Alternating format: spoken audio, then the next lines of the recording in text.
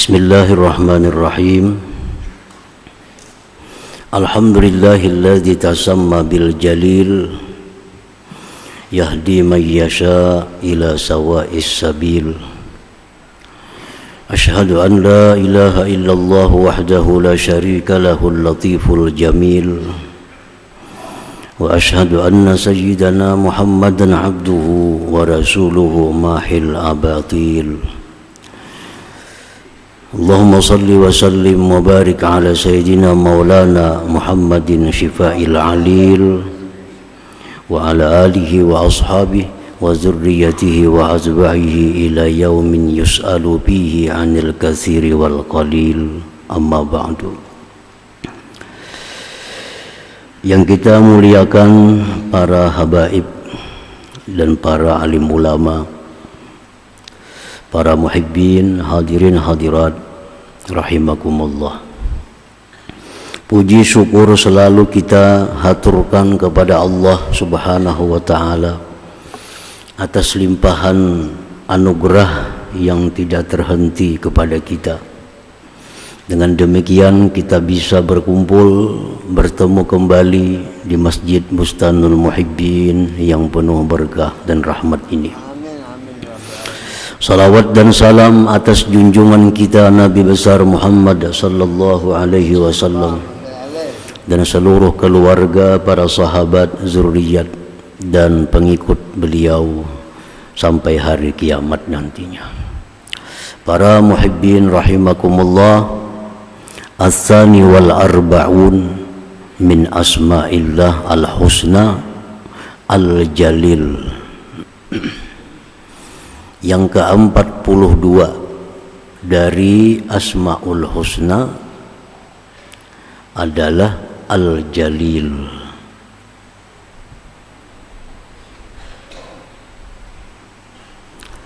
Sebagian kita menerjemahkan Al-Jalil itu artinya adalah maha besar. Maha besar. Sama dengan Al-Kabir. Al-Kabir maha besar, Al-Jalil maha besar. Perbedaannya, kalau Al-Kabir itu maha besar zatnya, zat Allah itu maha besar, sehingga tidak bisa diperdapati dengan akal manusia yang sehebat apapun akal itu. Kada bisa dijangkau, diperdapati bagaimana zat Allah. Nah, sehingga dia disebut Al-Kabir, maha besar. Kalau Al-Jalil maha besar juga, cuma kembali kepada sifatnya. Sifat-sifat Allah itu maha besar, Al-Jalil. Nah, makanya kalau kita sembahyang itu Allahu Akbar. Akbar itu Al-Kabir, maha besar zatnya, karena kita sembahyang menghadap zat Allah, bukan sifatnya. Kalau sembahyang Allahul Ajal, kada sah sembahyang, karena Jalil ini maha besar tapi sifatnya. Kalau Akbar, Kabir itu maha besar zatnya. Itu perbedaan antara maha besar maha besar. Allah maha besar zatnya disebut Al-Kabir, maha besar sifatnya disebut Al-Jalil. Qala ba'dul ulama al-jalil huwal mausufu binu'util jalal. Al-jalil itu artinya yang disifati dengan sifat-sifat kebesaran. Yang disifati dengan sifat-sifat kebesaran disebut al-jalil. Wa nu'utul jamal, sifat-sifat kebesaran itu kal izzi, seperti kemuliaan, wal mulki, kerajaan, wat taqaddusi, kesucian, wal ghina, kekayaan, wal qudrat, kekuasaan, wal quwwah, kekuatan, wal qahri, memaksa, mengalahkan, wal ijbar memaksa, wa ghairiha dan selainnya. Itu contoh sifat-sifat kebesaran. Lawannya ini ada sifat keindahan, al-jamil. Sifat keindahan itu seperti penyayang, pemaaf, pemurah, pelindung, penyantun. Itu sifat-sifat keindahan Allah. Kalau sifat-sifat kebesaran, ya tadi kerajaan, kekayaan, apalagi kemuliaan, kesucian, kekuatan, keperkasaan. Itu sifat-sifat kebesaran Allah Subhanahu wa ta'ala. Yang bersifat dengan kebesaran namanya Al-Jalil. Bersifat dengan keelokan namanya Al-Jamil. Para muhibbin rahimakumullah. Wa min sifati jalalihi, sebagian dari sifat kebesaran Allah, i'zazu man sya wa idlalu man sya, memuliakan orang yang dia kehendaki, menghinakan orang yang dia kehendaki. Nah, ini sifat kebesaran Allah. Dengan sifat kebesaran itu bisa memuliakan si fulan, bisa menghinakan si fulan yang lain. Esok hari bisa dibalik. Yang semalam dihinakan, hari ini bisa dimuliakan Allah. Yang dulunya dimuliakan bisa dihinakan oleh Allah Subhanahu wa ta'ala. Kenapa bisa demikian? Semudah itu Allah menghinakan, memuliakan, karena dia punya sifat kebesaran itu. Yu'til mulka man sya wa yanzi'ul mulka man sya. Allah bisa memberikan kerajaan kepada orang yang dia kehendaki. Allah bisa mencabut kerajaan itu terhadap orang yang dia kehendaki. Nah, ini namanya sifat kebesaran Allah Subhanahu wa ta'ala. Orang yang hari ini diam di istana, besok di penjara. Adakah itu? Ada benar? Orang yang hari ini di penjara, besok di istana. Nah, karena Allah memuliakan orang yang dia kehendaki, Allah bisa menghinakan orang yang dia kehendaki.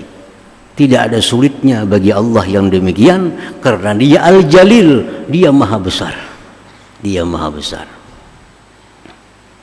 Orang yang dulunya jadi pembantu kita, satu saat kita bisa jadi pembantu dia. Nah, orang yang dulu jadi bawahan kita, atau saat dia bisa jadi atasan kita. Nah, jadi itu yu'til mulka man sya wa yanzi'ul mulka mimman yasha wa yahdi man yasha wa yudhillu man yasha. Setengah sifat kebesaran Allah, Allah memberi hidayah orang yang dia kehendaki, Allah menyesatkan orang yang dia kehendaki. Hidup sarumah, guring sakamar, bahkan saranjang, makan baimbai. Tapi dengan mudah Allah, yang satu ini Allah beri hidayah, yang satu Allah sesatkan. Wa madzalika 'ala Allah bi'aziz. Allah tidak sulit sedikit pun melakukan itu. Semua di genggaman Allah. Nah, ini Al-Jalil nih. Nah, jadi Al-Jalil ini satu nama Allah yang menakutkan. Yang menakutkan kita. Karena hari ini kita beriman kepada Allah, siapa tahu kita besok jadi orang kafir. Makanya jangan sombong orang yang beriman. Kita beriman hari ini, Allah bisa membulak-balik kita besok jadi orang kafir. Hari ini kita jadi orang kaya, besok kita bisa jadi orang fakir miskin. Hari ini kita punya kedudukan tinggi, besok bisa jadi orang yang di bawah. Nah, jadi itu semua kembali kepada Al-Jalil yang maha besar, yang mempunyai sifat-sifat kebesaran. Para muhibbin rahimakumullah. Jadi al-mu'min bismillahil jalil ayyakhshallaha ta'ala. Orang yang beriman dengan nama Allah Al-Jalil, dia takut kepada Allah itu. Dia takut kepada Allah. Kalau kita berhadapan lawan orang ini bisa mencabut kita dari kedudukan kita, pasti takutan kita. Hati-hati kita menghadap orang itu. Salah-salah kita bisa dicabutnya kerajaan kita. Kita anak bertamu atasan kita. Atasan kita ini satu saat bisa memindah kita kemana-mana, bisa mencabut kedudukan kita. Kalau kita jumpa dengan atasan, takut kita. Hati-hati bicara, hati-hati kita bertindak, hati-hati kita duduk, hati-hati kita memandang. Kalau sidin kecewa, kalau salah. Nah, jadi orang yang beriman bahwa Allah itu punya sifat kebesaran, dia takut kepada Allah Subhanahu wa ta'ala. Ini takut yang mulia, takut yang tinggi. Karena ada orang takut kepada Allah itu terhadap siksanya. Aku takutan lawan Allah. Allah ini bisa menyiksa, bisa membuat ke neraka. Itu takut kepada Allah baik, tapi masih di bawah dibanding kedudukan orang yang takut kepada Allah karena Allah punya sifat kebesaran itu. Nah, para muhibbin rahimakumullah. Orang yang beriman, orang yang percaya bahwa nama Allah itu Al-Jalil, yang punya sifat-sifat kebesaran, ayyakhshallaha ta'ala, dia takut kepada Allah Subhanahu wa ta'ala. Li'annahu bijalalihi yu'ti man yasha wa yamna'u man yasha. Karena Allah yang maha besar itu dengan kebesarannya dia bisa memberi orang yang dia kehendaki, orang bisa mencegah orang yang dia kehendaki. Wa annahu qadirun ay yasluba ni'amahu fi sa'atin wahidah. Allah itu mampu mengambil nikmatnya sekejap mata. Nah, Allah ini mampu mengambil nikmatnya kepada kita sekejap mata. Dulu kita melihat, sekarang kada melihat. Dulu kita mendengar, jadi kada mendengar. Dulu kita bisa berpandir, sekarang jadi bisu. Allah mudah mengambil itu dari kita. Kayak apa kada takutan lawan Tuhan yang macam itu? Kayak apa kada takutan lawan zat yang bersifat demikian? Wa annahu alimun bi ahwalil abdi ma zahara wa ma batan.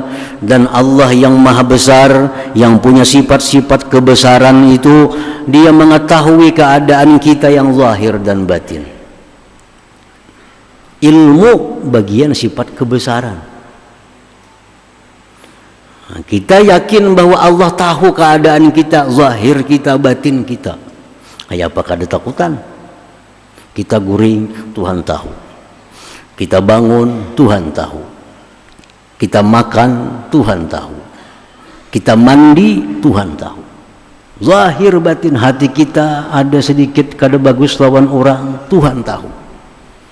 Nah, dan ilmu bagian sifat kebesaran Allah Subhanahu wa ta'ala.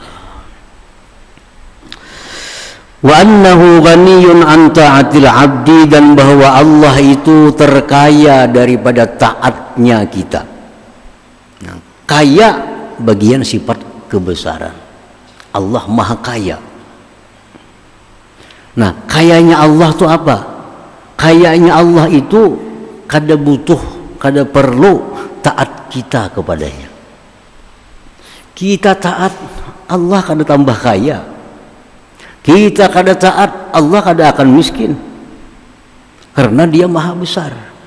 Setengah dari kebesaran itu adalah maha kaya. walau annama fil alam kafara billah mana qasa min jalalihi syai'a. Jikalau seluruh alam ini, seluruh alam kafir kepada Allah, kada ada masjid, kada ada langgar, kada ada majlis ta'lim, kada ada orang sembahyang, seluruh alam ini kafir, sedikit pun kada mengurangi kebesaran Allah subhanahu wa ta'ala. Kada berkurang kebesaran Allah. Lain lawan raja dunia. Raja dunia itu bisa tegak, bisa kukuh kalau rakyatnya patuh. Kalau rakyatnya patuh, raja dunia akan kukuh. Tapi kalau rakyat sudah kada patuh, samuan memberontak kepada raja, kada taat kepada raja, runtuh kerajaan.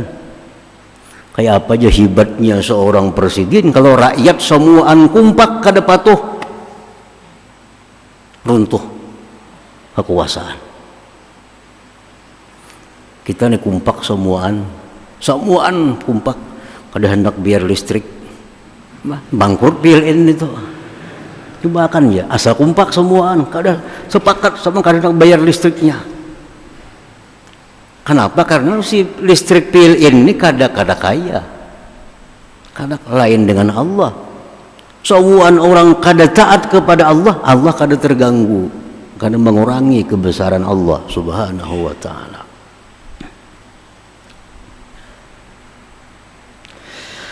Walau annama fil alam amanu wattaqaw ma zada fi jalalihi syai'a. Jikalau bahwa seluruh alam semesta ini taat dan takwa kepada Allah, sekampungan, senegerian orang sembahyang semuaan berzikir, kalau pang Allah tu bertambah kebesarannya kada juga, karena dia sudah maha kaya, dia sudah maha besar. Jadi ketaatan kita ini semata-mata kembali kepada kita, bukan kepada Allah subhanahu wa ta'ala. Kita sembahyang siapa nak untung kita, kita berzikir siapa nak untung kita. Kalau Allah, siapa ada ibadah kita kada ada harganya, tidak ada artinya ibadah kita kepada Allah. Nah, jikalau seluruh alam ini semuaan takwa, beriman kepada Allah, mazada fi jalalihi syai'a, sedikit pun kada menambah kebesaran Allah subhanahu wa ta'ala. Nah ini yang bujur-bujur maha besar itu kada ada tergantung dengan siapa jua pun. Nah, para muhibbin rahimakumullah. Jadi al-imanu bismillah al-jalil yurisul khasyah. Beriman dengan nama Allah Al-Jalil itu membuahkan takut kita kepada Allah subhanahu wa ta'ala. Kalau kita ingat Allah itu hanya punya sifat kebesaran, hidup dalam dunia ini kita kada ada lapang, kada ada nyaman. Kalau Allah hanya punya sifat kebesaran, kita ingat Allah itu maha menyiksa, kita ingat bahwa Allah itu maha ini, hidup kita susah. Makanya di sisi lain Allah ada punya sifat keindahan, keelukan al-jamil, supaya hati kita nyaman, bila waktu kita ingat kepada nama Allah al-jalil, takutan kita, sarabaan takutan. Ingat bahwa Allah tu punya sifat-sifat al-jamil, hati kita nyaman. Allah tu pemaaf, Allah tu penyayang, Allah itu pelindung, hati kita nyaman. Jadi hati kita ini antara dua lawan Allah Ta'ala. Kadang-kadang takut karena mengingat sifatnya, namanya al-jalil. Nah, kadang-kadang kita kepada Allah ini cinta, mengharap kepada Allah karena Allah punya sifat-sifat keelukan, keindahan. Nah, para muhibbin rahimakumullah. Qala ta'ala, firman Allah Ta'ala, fa innahu ahaqqu an takhshawhu in kuntum mu'minin.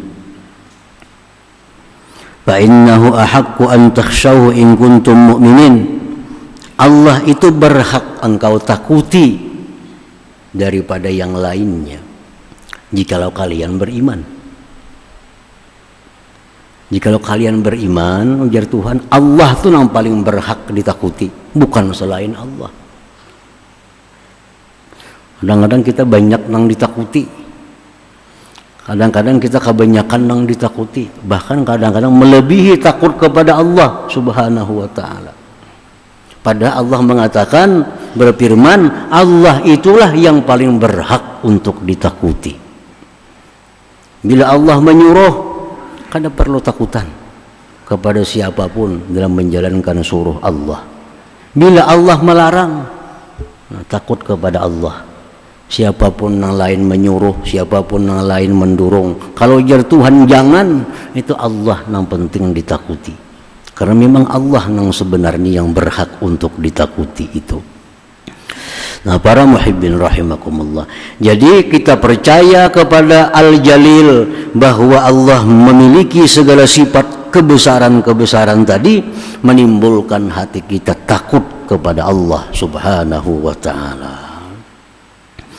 Nah, takut ini akhlak orang beriman. Akhlak orang yang beriman kepada nama Allah Al-Jalil, dia takut kepada Allah. Dan macam apa orang yang takut kepada Allah itu? Karena semuaan ini mengakui takutan lawan Tuhan. Takuni aja. Takuni si A, kan takutan lawan Tuhan. Oh, siapa wani lawan Tuhan? Semuaan mengaku takutan lawan Tuhan. Cuma sebujurannya orang takutan lawan Allah itu macam apa? Nah, apakah hanya diucapkan, aku takut kepada Allah? Nah, wa min simaril khasyah, dan sebagian daripada hasil ketakutan kita kepada Allah Al-Jalil, ikhlasul amal lillah. Ini kita kenapa beribadah nih ikhlas? Karena kita takut kepada Allah. Allah tahu isi hati kita. Kita ini sembahyang, kita baca Quran, karena apa? Tuhan tahu. Nah, jadi mesti ikhlas. Nah, kalau kita takut kepada Allah, salah satu buah takut itu, salah satu bukti kita takut kepada Allah, ikhlas dalam beribadah, dalam beramal kepada Allah Subhanahu wa ta'ala. Ikhlas. Nah, apa arti ikhlas itu? Nah, para ulama mengatakan ikhlas itu ada 3 turunan, ada 3 tingkatan. Bila kita masuk di salah satu itu, sudah masuk ikhlas. Ya, pertama, ikhlas itu yuti Allah, dia taat kepada Allah. Sembahyang, taat kepada Allah. Baca Quran, taat kepada Allah. Dia baca Quran itu, dia taat itu limtisali amrih, karena menjunjung perintah Allah, ma'atalabil huzuzid dunyawiyyati wal ukhrawiyyah. Dia taat kepada Allah karena menjunjung perintah Allah dan menghendaki kesenangan dunia dan akhirat. Nah, ini ikhlas yang pertama. Aku sembahyang nih, kenapa? Maka sembahyang, Allah nyuruh sembahyang. Kumu aqimis shalah, dirikan sembahyang. Disuruh Allah, aku sembahyang. Nah, dengan sembahyang ini aku berharap masuk surga, rezeki lancar, hidup bahagia. Itu ikhlas. Kenapa baca Quran? Baca Quran disuruh Allah dan Rasul. Jadi ku baca Quran, dan harapanku dengan baca Quran ini semoga dikubur selamat, di akhirat selamat, rezeki lancar, anak buah bagus semuaan. Nah, itu ikhlas sudah. Ikhlas.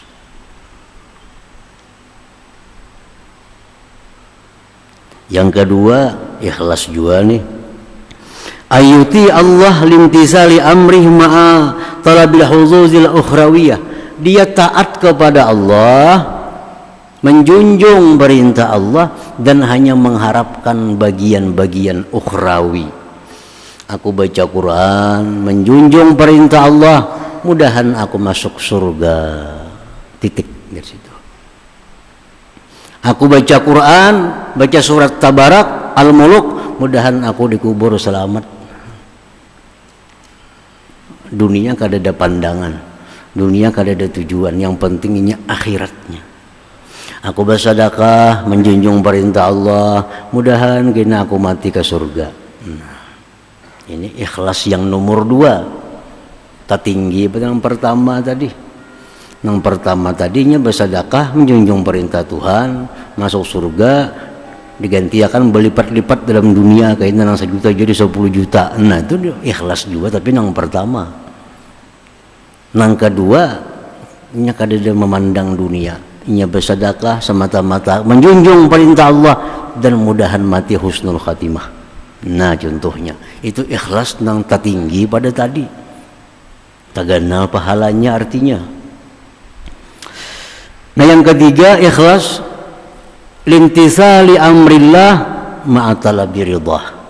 Dia menjunjung perintah Allah, mengharapkan ridha Allah subhanahu wa ta'ala. Ini kada tahu surga, kada tahu neraka, kada tahu dunia.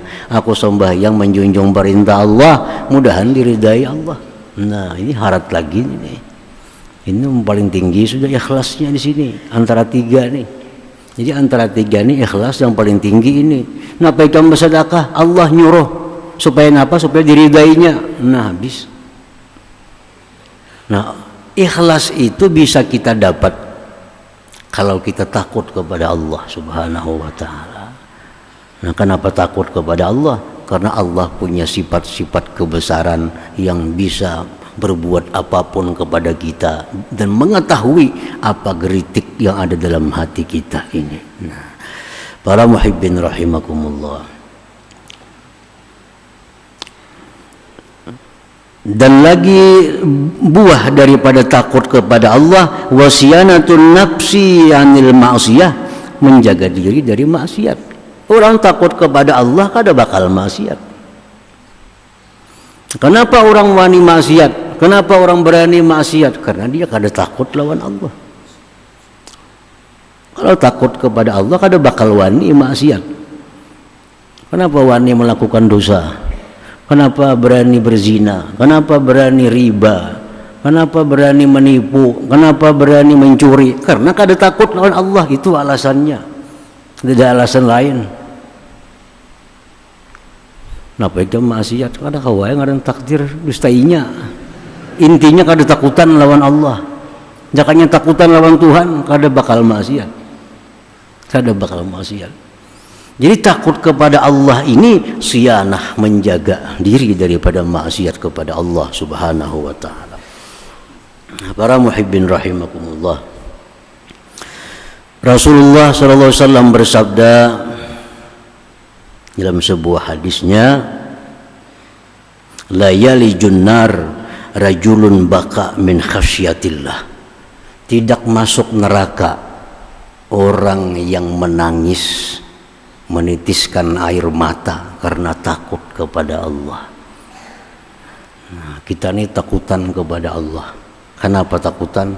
Banyak benar berbuat dosa. Selama ini banyak benar kita meninggalkan suruh Allah. Selama ini kita banyak melanggar apa yang dilarang oleh Allah. Lalu astaghfirullahalazim, minta ampun kepada Allah. Banyak dosa hamba, banyak nikmat yang kau berikan tapi hamba balas dengan maksiat. Nah sesali, lalu keluar banyu mata. Nah ini tangis khasyah, tangis takut kepada Allah. Setitis air mata itu bisa memadamkan neraka jahanam. Ini air mata yang paling mahal harganya. Kalau sampai kita menangis karena takut kepada Allah subhanahu wa ta'ala. Jadi tangisan ini luar biasa.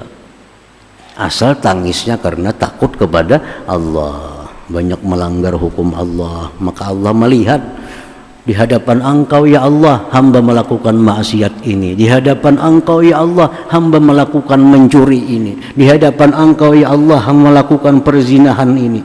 Nah, sesali akhirnya keluar banyu mata kita. Nah ini banyu mata yang luar biasa harganya di sisi Allah subhanahu wa ta'ala. Tangisan seperti ini, tangisan yang diajarkan Rasulullah sallallahu alaihi wasallam. Para muhibbin rahimakumullah, para ulama mengatakan ada 10 macam tangisan.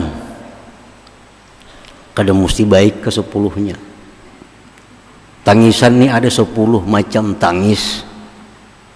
Pertama ujar ulama, bukaul khasyah wal khauf, tangis takut kepada Allah. Nah, tangis takut kepada Allah, ingat dosa, ingat salah, ingat baiknya Tuhan lawan seorang, ingatnya baiknya Tuhan lawan seorang dibalas maksiat, lah tangis kita. Nah ini bukaul khasyah, tangisan takut kepada Allah. Ini tangis yang paling mulia, tangis yang paling mahal. Yang kedua bukaur rahmah, ada tangisan kasih sayang, tangisan kasih. Rasulullah SAW waktu menggendong putra beliau Ibrahim, ada anak Nabi laki-laki Ibrahim dari perempuan Mariatul Qibtiyah. Ibrahim ini masih bayi, sakit dalam sakaratul maut. Ibrahim ini, nah behinak nyelapah. Nabi kita ma'asuh, Nabi kita menangis Nabi kita. Ditanya sahabat, tangis apa itu wahai Rasulullah?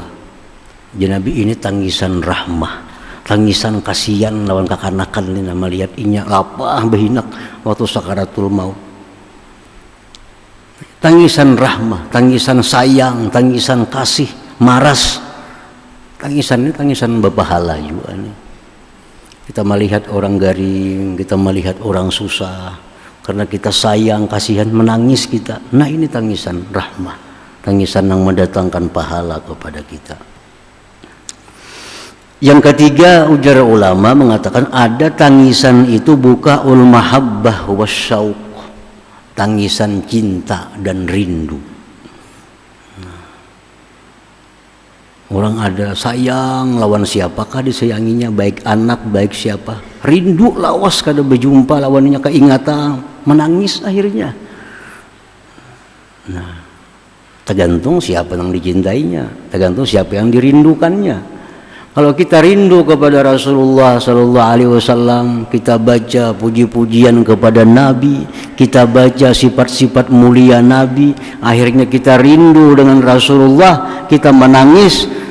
Ngarannya bukaul mahabbah wasyauq, tangisan cinta dan rindu. Ini berpahala juga, tergantung yang dirindui siapa.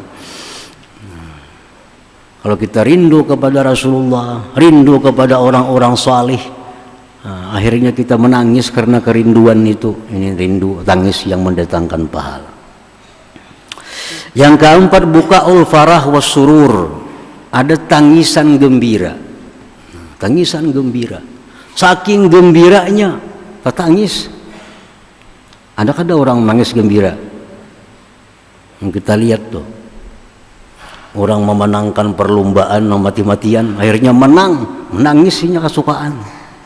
Artinya orang mendapat medali emas lomba lari, lomba bulu tangkis, begitu menang baembung menangis isak-isak tangis. Nah itu kesakitan kan ada, kesukaan menang itu.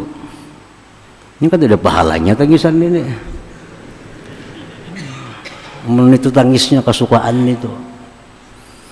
Tapi kalau inya berhasil mencapai sesuatu target, misalnya dia menghafal Quran, hari ini menghafal Quran, hafal surah, hafal.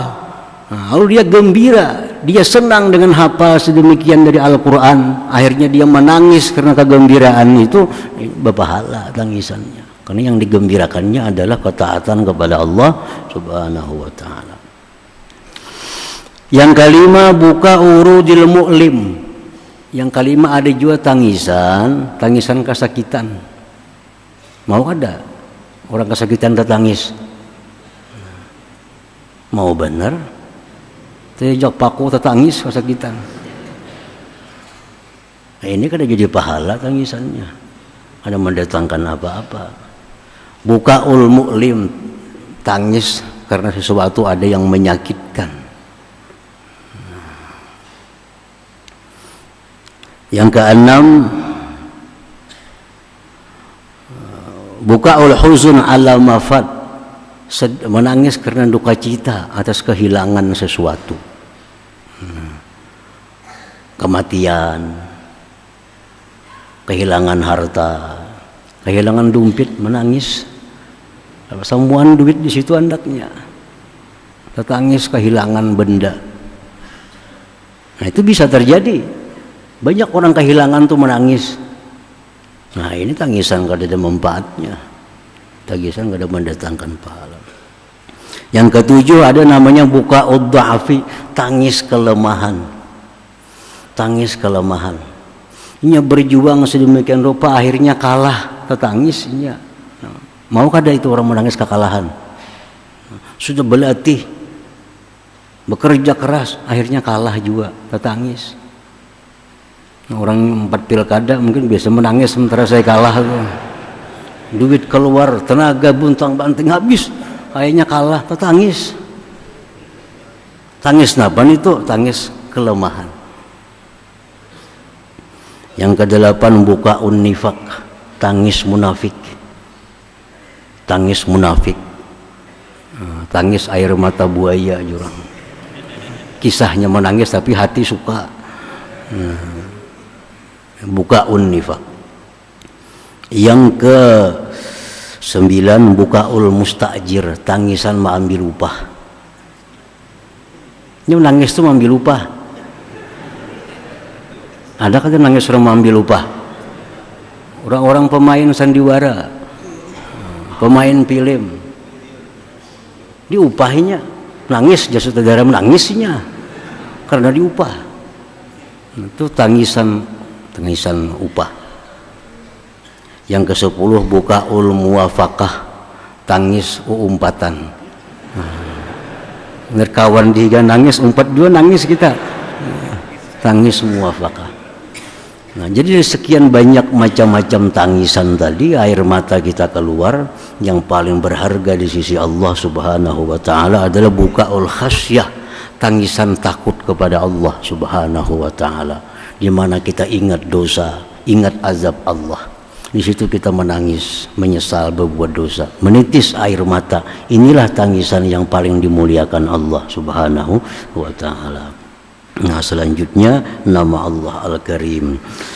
Ya hadratin Nabi sallallahu alaihi wasallam, Al-Fatihah. Bismillahirrahmanirrahim. Maliki yaumiddin. Iyyaka na'budu wa iyyaka nasta'in. Bismillahirrahmanirrahim. Alhamdulillahirabbil alamin wassalatu wassalamu ala asyrofil anbiya'i wal mursalin wa ala sahbihi ajmain. Allahumma as'aluka al-afiyah wa fatadaima fid din wa dunya wal akhirah. Allahumma ighfir lana dzunubana wa liwaliyyina warhamhuma kama rabbayana shaghira wa li jami'il muslimin wal muslimat wal mu'minin wal mu'minat al-ahya'i minhum wal amwat. Allahumma khair ma sa'alaka 'abduka nabiyyuka Muhammadin sallallahu alaihi wasallam wastajaka 'abduka nabiyyuka Muhammadin sallallahu alaihi wasallam wa anta musta'an wa la hawla wa la quwwata illa billahil 'aliyyil 'azim. Allahumma inna nas'aluka al-huda wat tuqa wal 'afafa wal ghina. Allahumma at-tawfiq wal hidayah wal istiqamah wa husnul khatimah. Allahumma rabbana hab lana min azwajina wa dhurriyyatina qurrata a'yun waj'alna lil muttaqina imama. Allahumma ziyadatan biddiin wa barakatan umur wa satan bisim wa satan birja wa taubatan qabla al-maut, sadatan 'inda al-maut wa ba'da al-maut wa 'afwan min al-hisab wa man min al-ajab wa nasiba min al-jannah. Zukna laka min rahmatika ya arhamar rahimin. Rabbana taqabbal minna innaka as-sami'ul 'alim innaka antat tawwabur rahim. Rabbana atina fid dunya hasanah wa fil akhirati hasanah wa qina adzabannar. Sallallahu ala sayyidina Muhammadin wa sahbihi wasallam. Alhamdulillahi rabbil alamin. Ya ayyuhal minna syafa'atan sallu alaihi wa sallimu taslima. Allahumma salli wa sallim wa barik